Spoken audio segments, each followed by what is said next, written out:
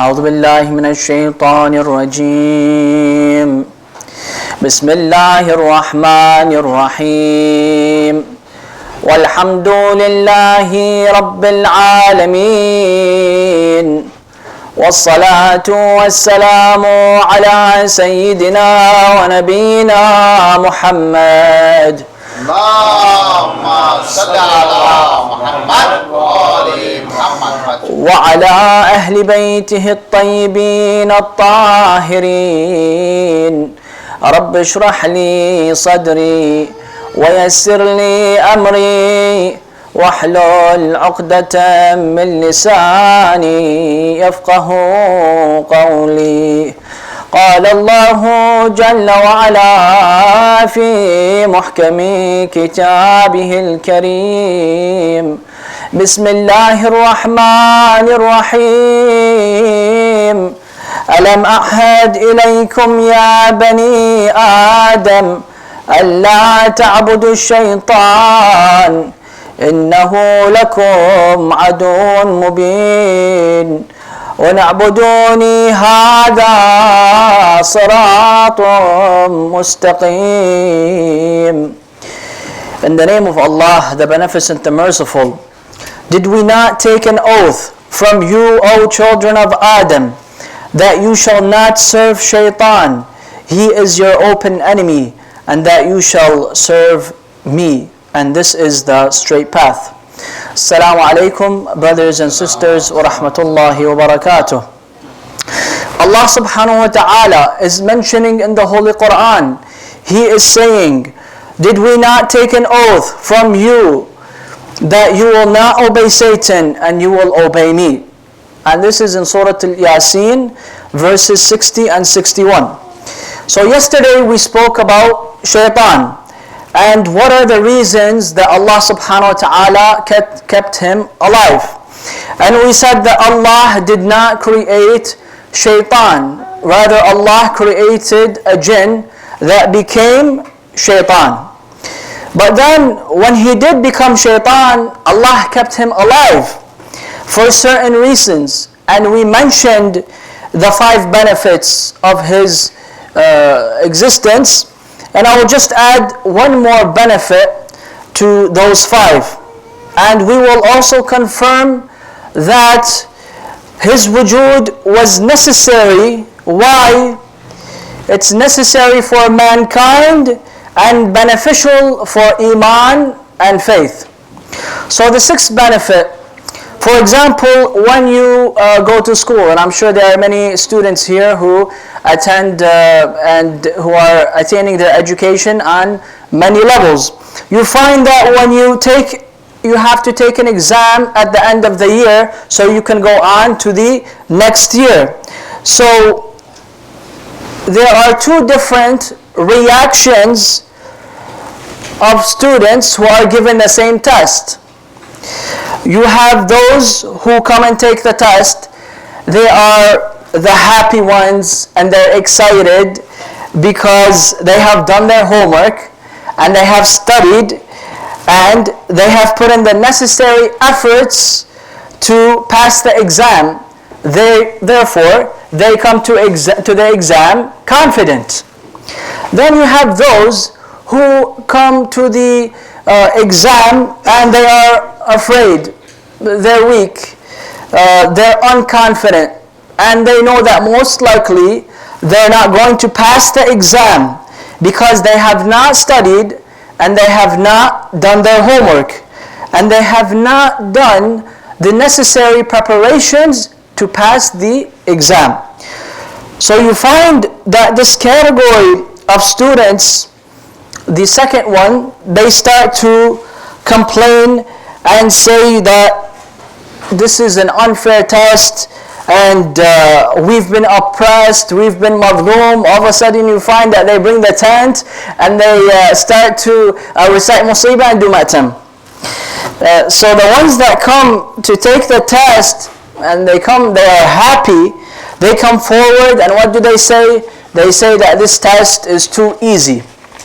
So the question that rises is, why is there 2 different reactions for the same test? the person that is happy, and there is a person that is happy, and there is a person that is upset. So why is this person saying it's too easy, and the other person is saying it's too hard? You'll find that the difference between the two, my brothers and sisters, is that those that are weak, they have a different view about the test. And those that are good, they have a different view on the test as well. So those that are weak means, what does it mean? It means that their weakness is going to be exposed. And when they give their test, they will be proven that they are bad. And those that are good will have the ability to choose that they are good to others. So what does that mean? That means that those that are strong want to go through the exam because the exam will show how good they are. And those that are weak don't want to take the exam because it will expose them. So it would be beneficial here to mention an example from history if you recite a salawat.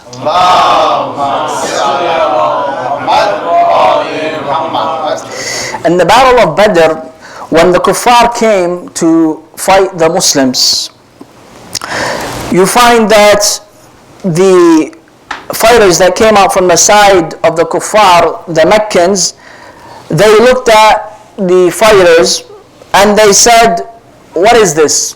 What kind of fighters have you brought forth to us? This is an insult.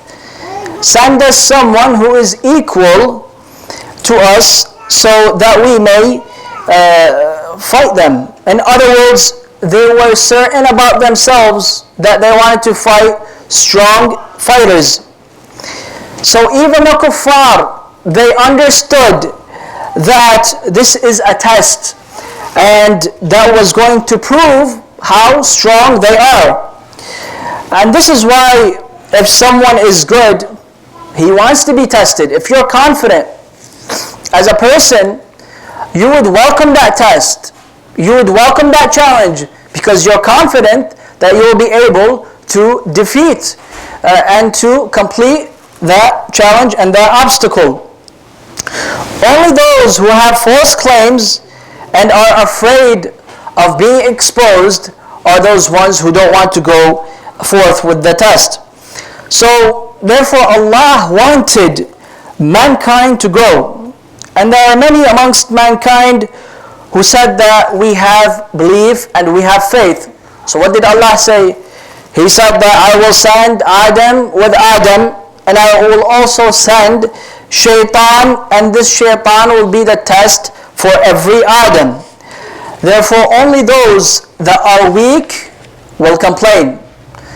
But the Shia of Ali ibn Abi Talib will never complain. We are the ones that will never complain. We are the ones that anticipate this challenge and these obstacles from the Shaitan. And we see his traps and plots and tricks from miles away. Because our Ahlul Bayt have taught us the qualities and given us the tools that we need in order for us to have that basira, to see through that person, to see through those evil acts that those people are committing in the name of Islam. We see right through them. So the weak will complain. Why does Shaitan exist? But the ones who are the mu'mineen, they will know that this is a test of faith, and they know that through this test, their iman will be proven. So Allah subhanahu wa ta'ala, He is telling the Shaitan, okay, you want to come and you want to misguide mankind, right? You're coming and you're saying, I'm going to misguide all of them. Okay. Allah tells him that you will be able to misguide everyone except إِلَّا عِبَادُكَ الْمُخْلَصُونَ. That you will not be able to misguide the sincere servants. So when Shaitan was there and he was looking at all the children of Adam. He looked at one side and he laughed and he said that I will misguide all of them. لَأَغْوِيَنَّهُمْ أَجْمَعِينَ.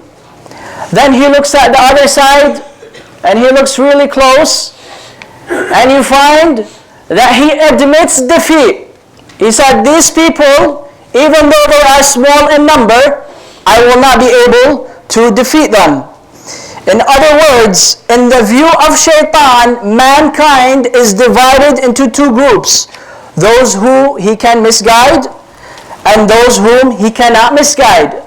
So shaitan is looking at all mankind and saying that this group I can mislead, and that group I cannot mislead. Even shaitan could see the difference. On one side he's saying لَأَغْوِيَنَّهُمْ أَجْمَعِينَ, and on the other side he is saying I cannot touch them. Who are these sincere servants?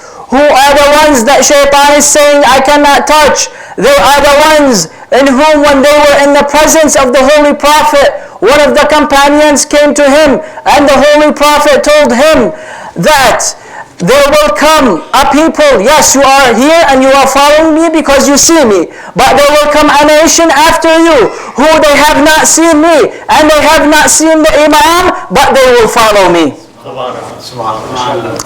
And these are no other than the followers of Muhammad wa Ali Muhammad.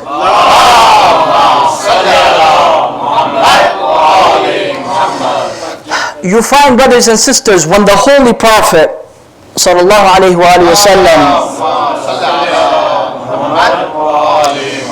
when he was born, all the jinn were banned from going into Mecca. They were banned because the jinns were the ones that would take the news back to shaitan. So shaitan's media was banned from Mecca.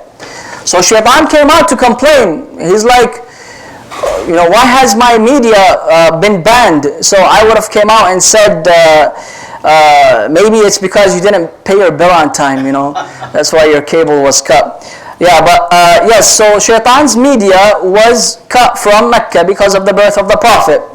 So Jibreel, because he was mad shaitan, Jibreel came to him and told him, you cannot go in because the Prophet has been born. Okay, then the shaitan is like, okay, the Prophet has been born. He wanted to see what's in it for him, right? So he asked and he said, okay, the Prophet has been born. Can I misguide him? Can I misguide the Prophet? And Jibreel said, no, you cannot misguide the Prophet. Then he asked, okay, can I misguide his Muslim ummah, his followers?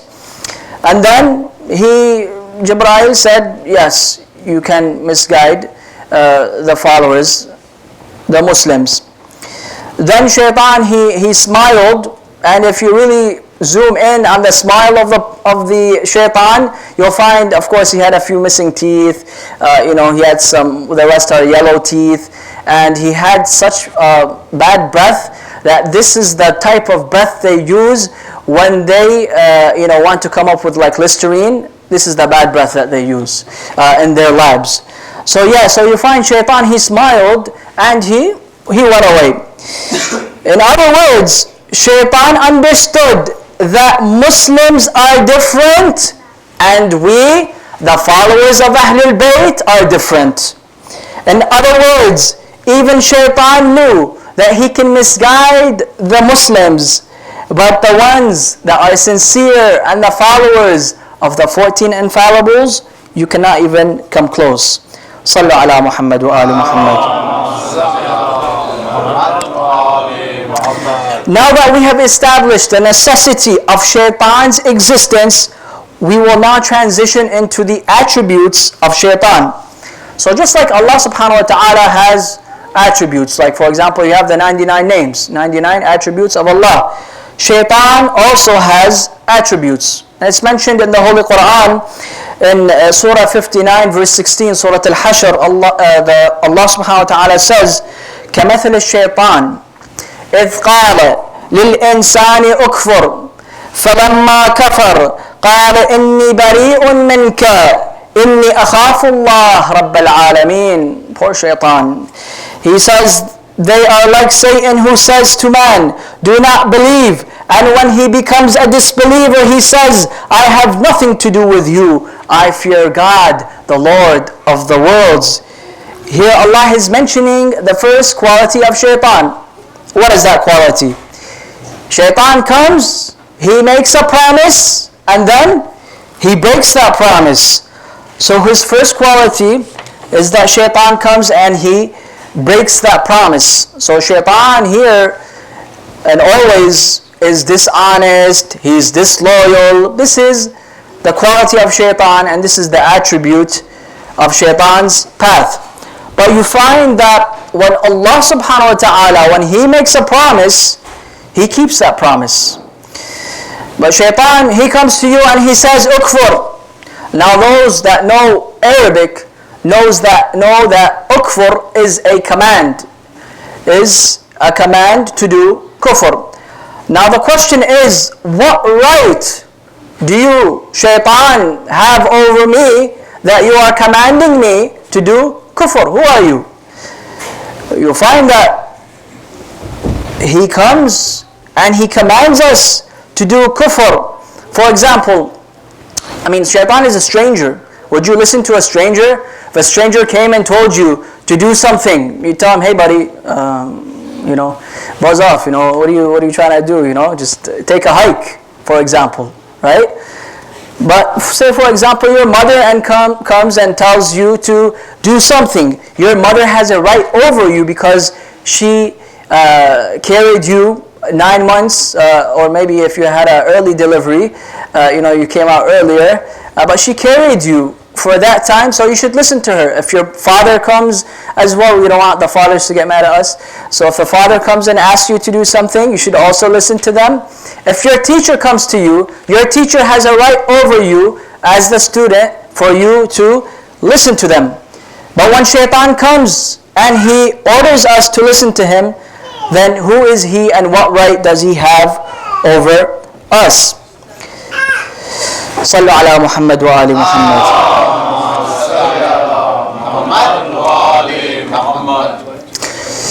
You find that as a mu'min, the mu'min's path is much different than that of the shaitan's path. For example, if you go to a mechanic, you have some problems with the car. So you go to the mechanic and you tell the mechanic, please take a look at my car and see what's wrong with it and fix it. So the mechanic takes a look at it and he tells you what's wrong with it. For example, the muffler needs to be replaced. So he tells you, okay, I need to replace the muffler. So you go and you sit in the waiting room, a half an hour passes, an hour passes, an hour and a half passes. Then he comes to you and he tells you, brother, your car is all set. You're ready to go. So what does he do? He gives you the keys and tells you, you can, you're all set. So what do? You take the keys and you put it in the ignition and you head out back home. So then all of a sudden you find the mechanic running after you. And you stop the car and you say, what's wrong, brother? Why are you running after me? Then he tells you, yes, I have fixed your car for you, but where's my money? Where's the cash? Where's the green? You have to compensate me for my time. So then you go and you take care of you try to take care of the matter. But the point here is that if you were following shaitan's path, you would have continued. You wouldn't even have looked to the side mirror. But if you're a mu'min, that would never have happened. Why? Because we have a law in the fiqh law, Islamic Sharia, that says that if there is no agreement between you and that individual, then you have to go and see what is the urf, what is the average price. For example, for a mechanic, say for example we gave that example of a mechanic, you would have to go and call 3 to 4 mechanics to see what is the average price for fixing your car. So you would go and see what that price is, and then you would go and pay that mechanic. This is called ujratul mithl. Now when we come to the Holy Prophet sallallahu alaihi wasallam, you find that the Muslims did not understand that there is no such thing as free service. you find that the Holy Prophet was giving them all the tools they needed to succeed in life, which is that of fasting, of praying, and teaching them, the rules of success. So the Prophet, when he came to them and he told them that this service is not for free. Of course, he was doing it for the sake of Allah, but he wanted to teach them that you always have to give something in return. There has to be some type of compensation. So how are they going to find out the compensation, the right compensation plan for the Prophet? I mean, they can't call up other prophets and say, hey, how much did you charge the other prophet, for the service of propagating the message of God? He can't call around. There's no lifeline. I know there's a show that, you call for the lifeline and then, all these different things. So there is no lifeline. You cannot call anyone. And plus, there was no prophet that was ever sent to mankind that performed the job of the prophet, of the last prophet. So you couldn't even get a price for his service anyways. But you find that Allah subhanahu wa ta'ala says, what does he say in the Quran? He says, قُلْ لَا أَسْأَلُكُمْ عَلَيْهِ أَجْرًا إِلَّا الْمَوَدَّةَ فِي الْقُرْبَى. Say, I ask nothing from you. I don't want anything from you, only the love of the Ahlul Bayt. So what is the price of the service of the Holy Prophet? It is that love of Muhammad wa Ali Muhammad.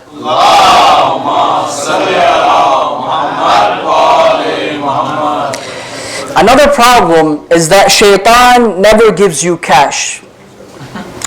He always gives you the I owe you, or he gives you a credit line.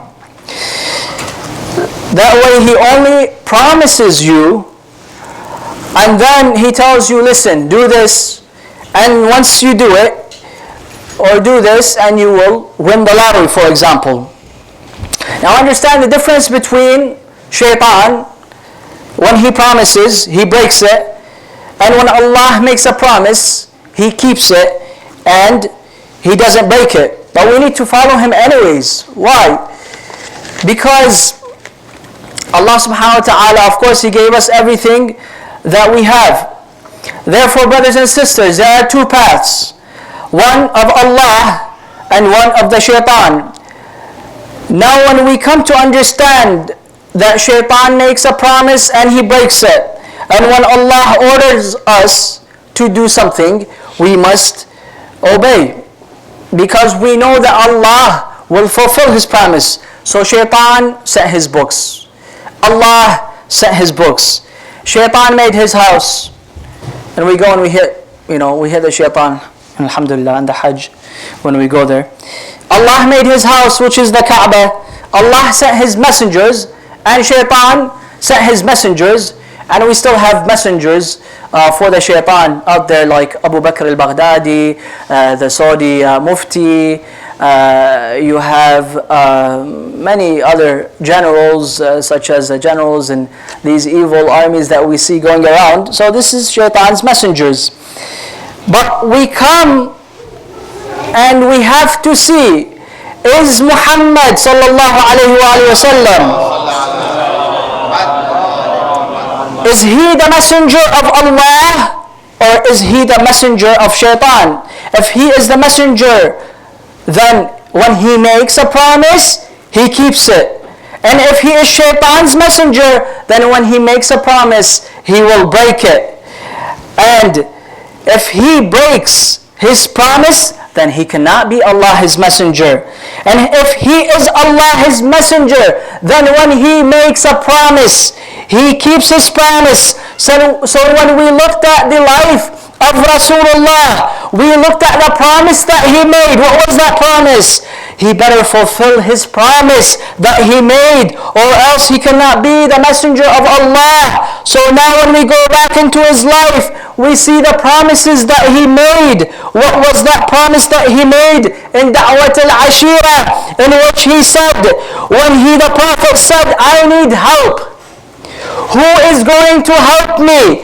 Whoever will help me will be my successor and will be my Khalifa. Who stood up? And he is the one who stood up every time when the Prophet called out while everyone was hiding behind the bushes. Ali stood up and he said, I will be your helper. And Rasulullah said, okay, you will be my successor and my Khalifa. Now let us decide if Rasulullah is Allah's messenger or Shaitan's messenger. So if he kept that promise, then he is Allah's messenger. And if he broke that promise, he is Shaitan's messenger. So Ali's imamah is not proven in Ghadir. His khilafah is proven in Da'wat al-Ashira because the Prophet made a promise. And if he is the Prophet of Allah, he is going to keep his promise. So Shaitan is the one who makes all these promises. And then when it comes down to it, what does he say? He says, hey, I got nothing to do with you. Therefore, if he is Allah's messenger, we said he has to keep his prophet. He has to keep his promise because he is the Prophet of Allah. Therefore, anyone that accepts the prophethood of Rasulullah is saying that he is the messenger of Allah, and anyone that rejects the khilafah of Imam Ali is saying the Prophet is the messenger of Shaitan. Now you see how clear the two paths are. The path of Allah and that path of Shaitan. So you find, brothers and sisters, that if you believe in Rasulullah, you believe that he is Allah's messenger, then you have to accept that Imam Ali alayhi salatu wasalam is his successor. Because he made that promise. Because the Prophet will never do what the Shaitan will do. And this is what mankind does not understand and is very ignorant of. That they put their trust in the Shaitan and they think that he will fulfill his promise. But Shaitan is saying, I will make that promise and I will break that promise. And I will dispose you like a garbage disposal. Just like the one, we have many examples in history. Just like the one who came and promised that person the city of Ray for the killing of Imam Hussein alayhi salatu wasalam. Then when he killed Imam Hussein, he came to ask for his reward. But what happened? That La'in, he told him, I don't know you. What are you talking about your reward? He did not give him the reward. He lost his dunya and he lost his akhirah. So this is the first quality of Shaitan. That he makes a promise and then he goes and he breaks that promise. But if you are a mu'min, when you make a promise, you have to keep that promise. Whether it's with your son, whether it's with your daughter, whether it's with your wife, whether your wife makes that promise to you, so we can have the brothers and sisters both on our side. Whenever you make a promise, as a mu'min, you should keep that promise. Because this is Allah's path and the path of His messengers. And those that believe in Allah, this is the first quality that we learn from Shaitan and what we should not be. So tomorrow inshallah we'll discuss about the characteristics of the Shaitan and give examples in history, and we will see the path of those in history who took that path of Allah and those that took the path of Shaitan. Before we conclude, I'd like to recite a small musibah for the marhumeen, Sayyida Khatun Zaidi, Sayyid Safdar Ali Zaidi, Sayyida Tawqar Fatima, say it right, Sayyid Zuwar Hussein Naqwi. So inshallah we will be reciting a musibah for Bibi Zainab Salamullahi alayha and Bibi Fatima. You find that on the 10th day of Muharram,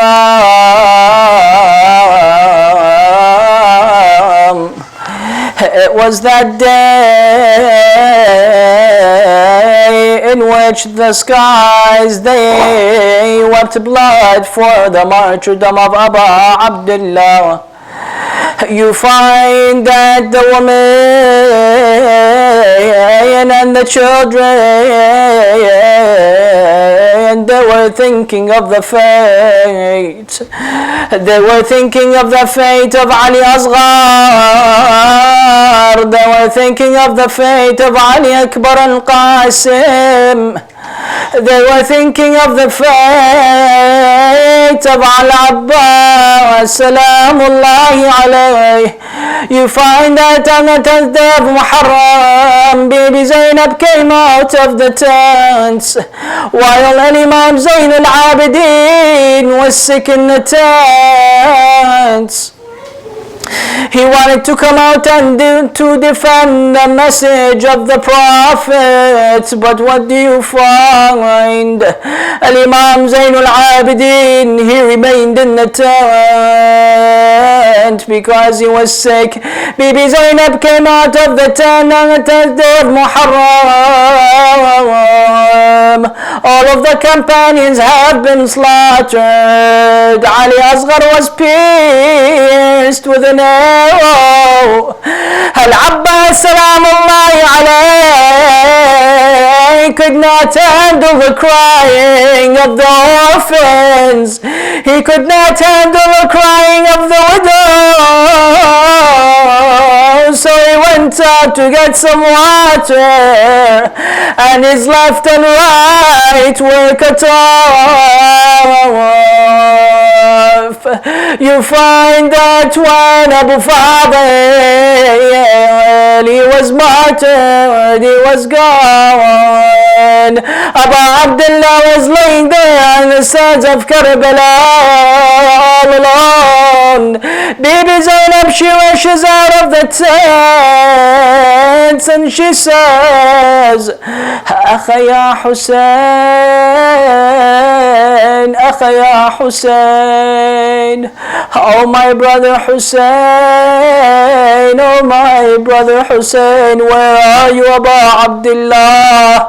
I just want to see you this one last time because my mother Fatima, she gave me a trust and I have to give it to you. Abu Abdullah raises his hand from a far distance.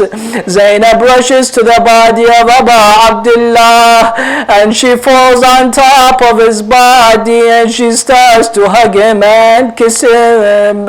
She hugs him from his chest and she kisses him. Abu Abdullah, he turns to Bibi Zainab and he tells her, oh Bibi Zainab, why is it that you are coming and hugging my chest and kissing me? Bibi Zainab turns to him and she tells him, because my mother Fatima, she told me to give you this trust, and she told me that one day the horses will come and they will trample your chest. This is the reason why I'm kissing you. And then she told me to kiss you from your neck. Then Abu Abdullah turns to Bibi Zainab and he tells her, oh Zainab, wallah, you have broken my heart. Please go back to the tents. Can't you hear the women and the children crying? She says, yes, my brother, I will go back, but I have to fulfill this last piece of the trust. So she hugs the neck of Abu Abdullah and she kisses the neck of Abu Abdullah.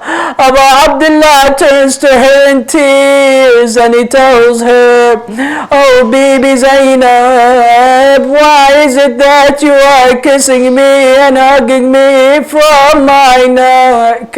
Baby Zainab, she turns to him in tears and she tells him, oh Abu Abdullah, the reason why I am kissing you from your neck and the reason why I am hugging you is because in Shimr al-La'in will come and cut off your head. إنا لله وإنا إليه راجعون وسيعلم الذين ظلموا أي منقلب ينقلبون والعاقبة للمتقين. Ya Allah, we ask you to accept our deeds. Ya Allah, we ask you to bless this community and the marhumin of this community, including the ones that we have mentioned tonight. And we ask you, Allah, to bless all the deceased and the martyrs of Islam and to protect all of our scholars around the world. Ya Allah, we ask you to fulfill the desires and hajat of all the mu'mineen. Ya Allah, we ask you to hasten the reappearance of our 12th Imam al-Mahdi, Ajjalallahu ta'ala farajuhu sharif. And for all the mu'mineen and for all mu'minat, and especially Sayyidah Khatun Zaidi and Sayyidah Safdar Ali Zaidi and Sayyidah Taghoor Fatima and Sayyid Zawar Hussein Naqwi and all your marhumin and all your marhumat and all the deceased and all martyrs of Islam. And we ask Allah to bless this community and to bless this center and to bless those who have sponsored tonight's iftar. And for all the mu'mineen and mu'minat, let us all please recite Surah Al-Fatiha, and before that, as-salawat ala Muhammadin wa ali Muhammad.